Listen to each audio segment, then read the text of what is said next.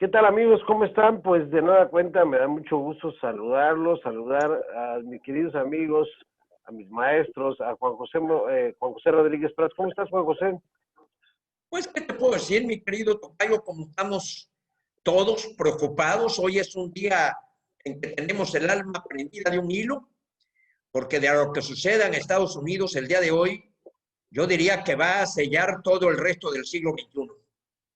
Seguramente cuando salga este programa al aire ya vamos a tener resultados y precisamente ese es el tema que vamos a abordar hoy y pues para eso también nos acompaña José Antonio Molina Faro. ¿Cómo estás, José Antonio?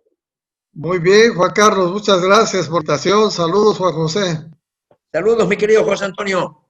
Bueno, comienzo haciendo un análisis de la coyuntura. Todas las expectativas apuntan a un triunfo de Joe Biden en las encuestas, nada más que tenemos y nos enfrentamos ante un muy singular proceso de elección en Estados Unidos que funciona a través de colegios, de un colegio electoral que funciona por estados a través de electores intermedios, ¿no? Entonces puede suceder, como pasó con Hillary Clinton exactamente hace 4 años, que teniendo ella una mayoría de votos, resultó que perdió finalmente, y este escenario también es previsible el día de hoy, a pesar de que la ventaja de Joe Biden es mucho más amplia, se apunta entre 10, en el menos de los peor de los casos entre 8 puntos arriba, y aún así persiste la incertidumbre. ¿Por qué?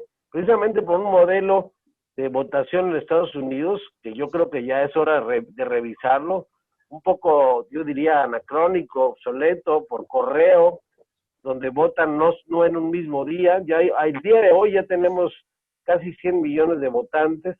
Es un proceso muy singular. Allá no hay INE como lo conocemos en México. Quizás hay una cultura más democrática, no hay esta idea de compra de votos, no hay esta idea de carruseles y cosas como las que vivimos en países donde, pues como México, donde se han especializado en adulterar los procesos político-electorales. Pero bueno, el gran tema, independientemente del modelo de elección en Estados Unidos, es también la repercusión que puede tener para México. El presidente dice hoy en la mañana que da lo mismo, que la economía no se va a ver afectada, pero sí de alguna manera yo creo que hay en mi opinión, dos aspectos muy importantes. Para mí significa una derrota de Trump, el principio del fin de los gobiernos populistas por tratarse de la democracia más acabada y por un estilo personal que se asemeja al de otros líderes populistas, consecuencia de las fallas de la democracia en Occidente, como lo estamos viendo con Bolsonaro, con Erdogan, como lo estamos viendo con Víctor Orbán, como lo estamos viendo con López Obrador en México, y bueno, y para acabar de amolar en la nación donde la democracia es el máximo valor de ese país. Y por otro lado, por las repercusiones que puede tener para México, por el trato que se nos ha dado, donde el presidente terminó haciendo su única gira al extranjero y yendo a agradecer el trato que Trump les ha dado a los mexicanos, en lo que no ha sido del todo cortés, y donde no deja de presumir que y logró un viraje en la política migratoria de México, obligando al presidente López Obrador a cambiar su discurso respecto a los hermanos centroamericanos, a aceptar que la Guardia Nacional se convierta en un muro virtual en la frontera sur, en lo que Donald Trump construye su muro en el norte del país, que continúa ese avance. Ya había casi la mitad del muro construido antes de Trump, pero se sigue construyendo ese muro. No lo estamos pagando los mexicanos, obviamente, pero bueno, existe y persiste esta política de controlar los accesos a Estados Unidos, convertir a México en un país, tercer país seguro. Tu opinión, querido Juan José, de los resultados, tus pronósticos y las consecuencias para México. A finales del siglo XIX, 150 años, Engels pronunció la oración fúnebre en el sepelio de Marx. Y Engels, no sé si esto lo dije ya en alguna ocasión en algún programa, hablaba de que la grandeza de Marx se equiparaba a Darwin, porque así como Darwin había encontrado cómo evolucionaba el organismo, el ser vivo, Marx había encontrado las reglas de la historia. O sea, descifraba cómo iba evolucionando el ser humano para llegar al estado ideal que era el comunismo. Y coincide con Augusto Comte, que también habla de que viene una evolución. Este es lo que se conoce como los deterministas. O sea, que el ser humano estaba determinado previamente para alcanzar e irse superando permanentemente. Lo que sucede en Estados Unidos está dando un ejemplo de que esas tesis fallaron. O sea, definitivamente no hay tal. Definitivamente tenemos que concluir que todos los días el hombre escribe su historia. Todos los días. O sea, un retroceso nunca se puede descartar. Y eso lo estamos viendo, por ejemplo, con esta crisis que estamos viviendo en salud, y que definitivamente lo que se confirma es lo que dijo Karl Popper en ese gran libro, que es La Sociedad Abierta y sus enemigos. O sea, todos los días el hombre hace su historia. Siempre es posible estar mejor, siempre es posible estar peor. O sea, la historia no es progresiva. No hay nada que nos indique que el día de mañana va a ser mejor que el día de ayer. Y esto fue lo que sucedió en Estados Unidos. Yo hace unos días estaba yo leyendo la entrevista de Richard Ford, un intelectual norteamericano que le hacen en el periódico El País, en donde dice que es muy pueril ver el fenómeno Trump como una gente descalificada que de repente arribó al poder por ciertas circunstancias. No, dice, también refleja lo que el pueblo norteamericano está indicando de una crisis. O sea, un hombre que va a escarbar heridas, un hombre que va a sembrar venganza, que le va a decir a sus posibles partidarios, aquí hay alguien que los reivindica de estos otros que son los malos. Y lo que dice Joe Biden, Donald Trump dividió al pueblo de Estados Unidos, no hay duda, lo escindió. Un pueblo que precisamente su mayor grandeza es el melting pot. O sea, que se conformó de corrientes de todo el mundo, pero se fue integrando en torno a una ideología, la ideología del liberalismo, la ideología del capitalismo, del fortalecimiento del Estado de Derecho, de lo que se desprende del Acta de Independencia de 1776, escrita por Thomas Jefferson. Entonces, está en juego hoy, hay articulistas, porque todo el mundo habla y hace pronósticos de lo que puede suceder, pero está en juego diciendo que Donald Trump se equipara un poco a la figura de Hitler, a la figura de los personajes más siniestros en la historia de México. Entonces, sí, lo que pase hoy es fundamental, y sobre todo, también se habla de una crisis de la democracia, o sea, que la democracia está fallando, y que el mundo de Oriente, o sea, China, por ejemplo, que no tiene democracia, pero tiene una meritocracia, en donde arriban a las responsabilidades o a los cargos públicos gente con un perfil mucho más aproximado a lo que el cargo requiere, y no la democracia en donde permite que llegue gente descalificada. Y esta es la gran amenaza del populismo, que es una de las cosas que hoy se están investigando o estudiando con la mayor profundidad de pensadores de todas las naciones, y que es, al final de cuentas, una vieja historia que viene desde Grecia, que está señalando al demagogo, al irresponsable, al que asume el cargo, simplemente engañando y simplemente cayendo en lo que los griegos hablaban de esa enfermedad que es la ibris, es alejarse de la realidad. Todo eso está en juego, mi querido Tocayo, es un enorme reto para nuestra generación y nuestra capacidad de asombro, asomarnos a lo que hoy pueda suceder, en donde también estamos viendo, como tú bien lo dijiste, un esquema jurídico obsoleto que puede hacer que se caiga en una distorsión de la democracia.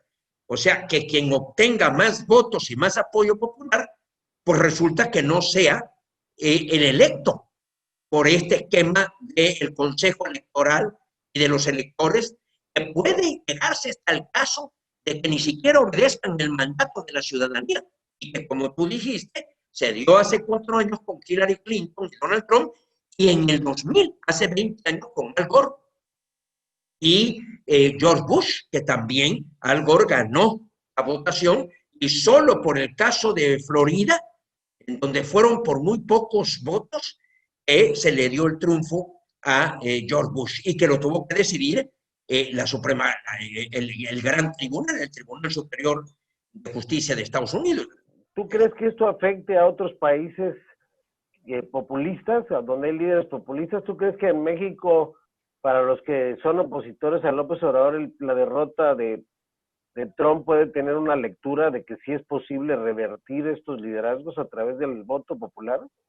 No, yo creo que sí, está muy en juego. Lo que hoy sucede en Estados Unidos, siendo la nación con una democracia más robusta y longeva, con una fortaleza institucional, va a repercutir muchísimo en el pensamiento político, sin duda.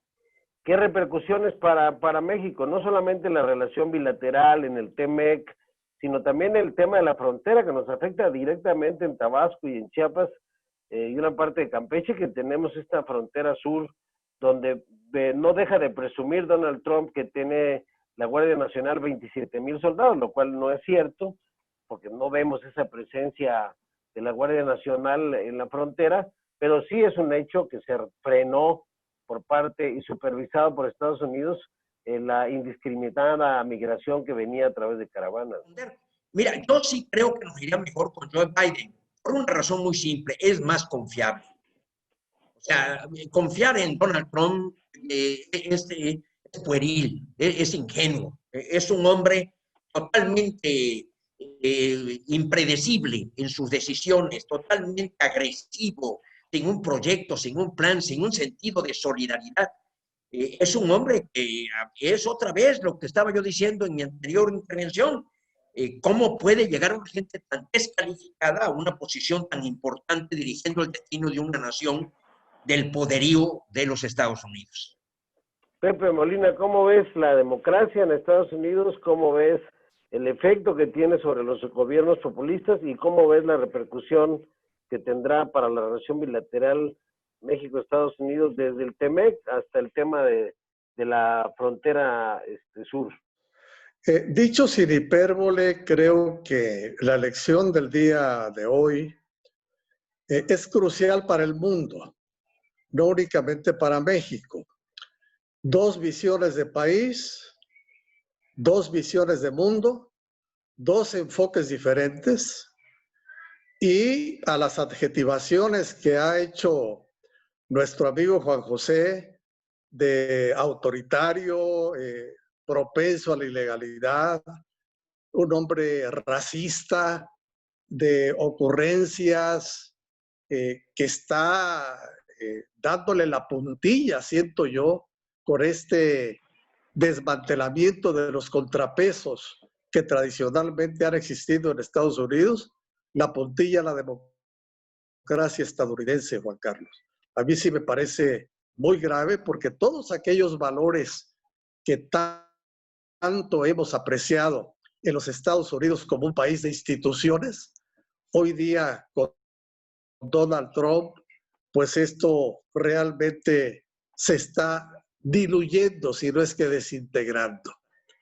Es un intento muy torpe también, entre otras cosas, de Donald Trump, el adoptar la política del loco de Richard Nixon.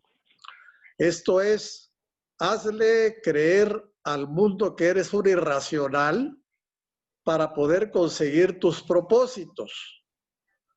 Entonces, es un hombre que intimida, ha hecho de la intimidación y de los agravios un estilo de gobernar, una forma de gobernar. Eso es definitivo.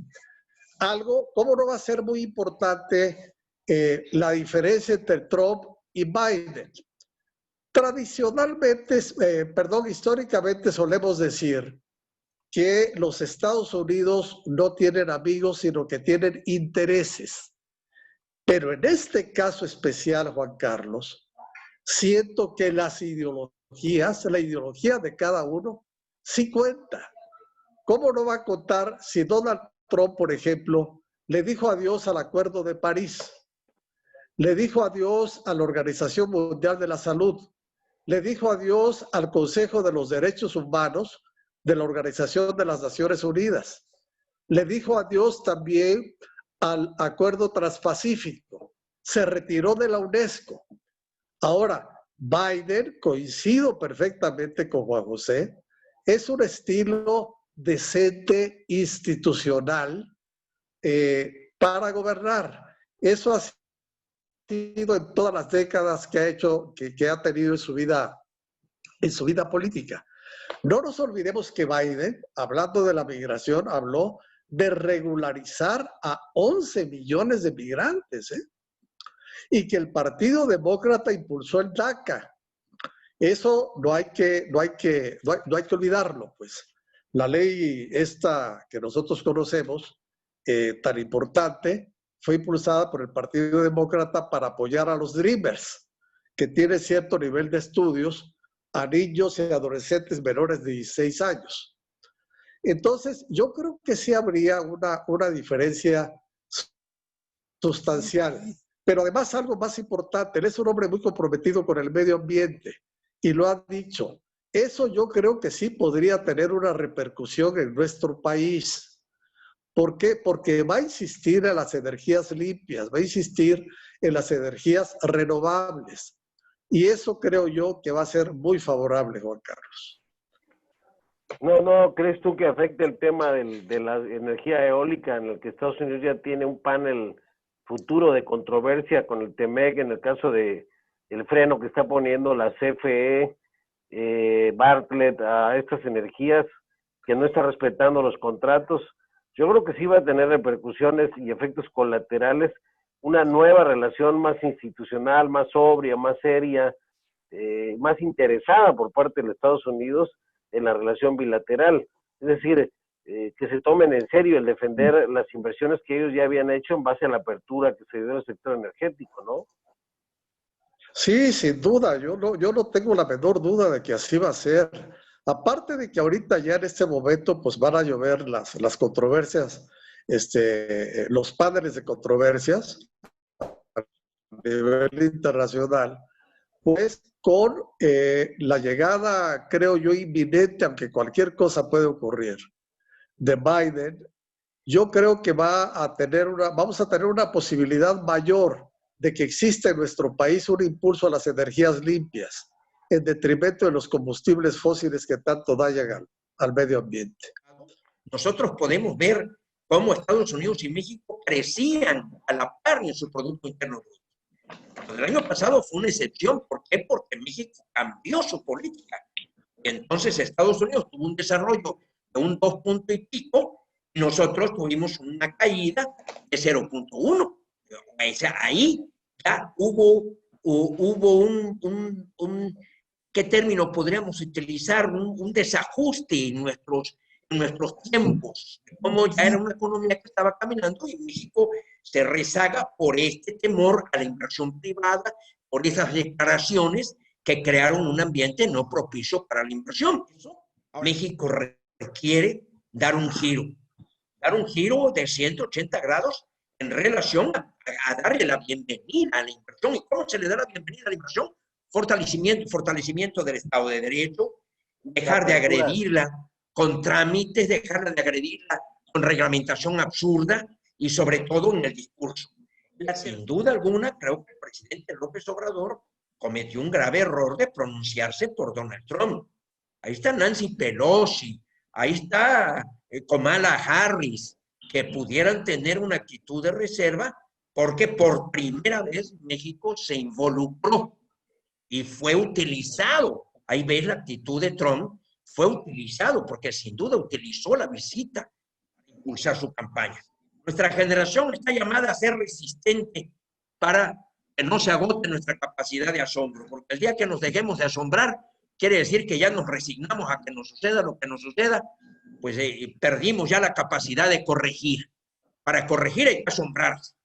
Hay una relación, José Antonio, yo diría irreversible en el tema de la vinculación económica derivada de los 25 años del Tratado de Libre Comercio. Hoy las remesas están sosteniendo la economía mexicana, la crisis económica derivada de la pandemia. Hoy nuestras exportaciones en Estados Unidos son imprescindibles para el sostén de la economía en el sector agrícola y en el sector manufacturero en México. ¿De qué manera? Porque ya vimos a un Trump que amenazó con un solo tuit al presidente con un impuesto del 6% y nos puso a temblar. Yo creo que la idea que tenemos muchos mexicanos es que será una relación no fácil, pero por lo menos más seria, más institucionalizada, más responsable, una política de Estado diferente con los Estados Unidos. ¿Cómo ves, Pepe, entonces, el que México continúe con esta idea de fortalecer a su sector energético con esta cerrazón hacia las energías renovables, y por otro lado con un gobierno que quizá por primera vez le haga ahora sí manita de puerco a López Obrador con el tema de no andarse jugando con cancelar contratos y cancelar inversiones, como lo hizo con Constellation Brands, por ejemplo, en Tijuana? Octavio Paz decía que nuestra relación con los Estados Unidos ha sido un largo camino entre equívocos y espejismos. Lo del general Cienfuegos no hace más que convalidar de facto la profunda desconfianza que se tiene en los Estados Unidos respecto de las autoridades mexicanas, en todos los niveles. Ellos, no de ahorita, desde mucho tiempo atrás, dicen, saben, tienen información de que la delincuencia organizada está infiltrada hasta el tuétano en los diferentes niveles aquí de seguridad en el país. La otra cuestión que tocaba Juan José de China. Le escuché una conferencia a José Ángel Gurría donde nos decía, no se hagan muchas ilusiones. Los chinos no van a llegar nada más porque sí a establecerse en el país. Hay que tener en consideración muchísimas cuestiones y una de ellas es el respeto al Estado de Derecho, el respeto a la ley. Y lo que menos hemos hecho ahorita como un mensaje hacia el mundo ha sido el que somos un país que no respeta las leyes. Esto está más que visto, cotidianamente no se están cumpliendo con los acuerdos internacionales. Entonces, este es un asunto muy importante. Si no hay un viraje en ese sentido, difícilmente vamos a poder caminar o ver con mucho optimismo, digamos, el porvenir. Respecto también a lo que dice Juan José del protocolo modificatorio del Tratado México-Estados Unidos-Canadá, tampoco seamos tan optimistas. Biden va a tener, si es que gana, va a tener que ver por los intereses de Estados Unidos dentro del marco legal institucional establecido. Ciertamente, Juan Carlos, coincido plenamente contigo. Con él tendremos una política, digamos, mundial, más institucionalizada, más decente, de mayor diálogo, de hablarnos sin negarnos, de escucharnos, pues. Eso sí vamos a tener con Biden. Respecto de las remesas, ciertamente han sido también históricamente un factor de estabilidad social y política en nuestro país. Ya de tiempo atrás veníamos nosotros recibiendo alrededor de 36,000 millones de dólares al año. Parece que ahora vamos a estar en alrededor de 38,000 millones de dólares. Pero no nos olvidemos también los apoyos que con motivo de la crisis económica, el gobierno de Estados Unidos le ha dado a los hogares, a las familias allá en Estados Unidos, de las cuales se han visto beneficiadas los mexicanos también, las familias mexicanas. Entonces, eso ha contribuido favorablemente también, o va a contribuir también, a que, bueno, las cosas no se disparen en el país de una manera, no se agudicen por la crisis económica nacional que estamos viviendo. Yo esta generación la definiría como la generación del riesgo. Riesgo en salud, riesgo en seguridad, riesgo en lo económico, riesgo en lo internacional, riesgo en nuestro sistema político. Y definitivamente lo que dice José Antonio es fundamental. necesitamos fortalecer el Estado de Derecho. Yo siempre me he preguntado, ¿cuál es el documento fundacional del Estado mexicano? O sea, ¿cuál es el documento que podamos decir, aquí está la respuesta, aquí está lo que esta nación quiere, aquí está lo que anhela? ¿Es la Constitución de Apatzingán? No lo creo, porque no tuvo vigencia. Me parece que la Constitución de Apatzingán es un documento de inspiración muy romántica, de que las leyes iban a disminuir la opulencia y la pobreza. Es la Constitución de Cádiz, pues no deja de ser algo ajeno, que surgió allá en España en 1812. Es el acta de independencia que Iturbide le encomienda a Juan José Espinosa de los Monteros, que redacta. Tampoco ese documento es muy pobre, nuestra acta de independencia es muy pobre.